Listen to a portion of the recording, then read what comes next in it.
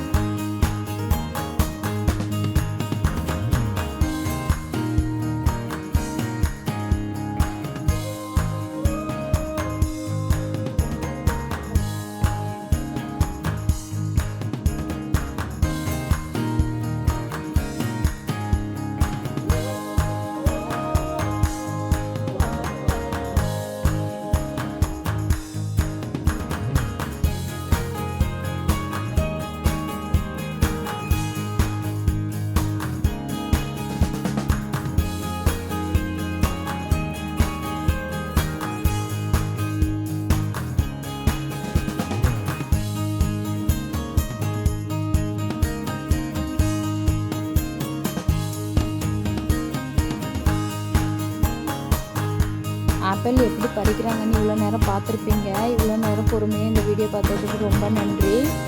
இந்த வீடியோ உங்களுக்கு பிடிச்சிருந்தா லைக் பண்ணுங்கள், ஷேர் பண்ணுங்கள், சப்ஸ்கிரைப் பண்ணுங்கள். அடுத்தடுத்த வர வீடியோவுக்கு சப்போர்ட் பண்ணுங்கள். ஓகே பாய், நெக்ஸ்ட் வீடியோவில் பார்க்கலாம்.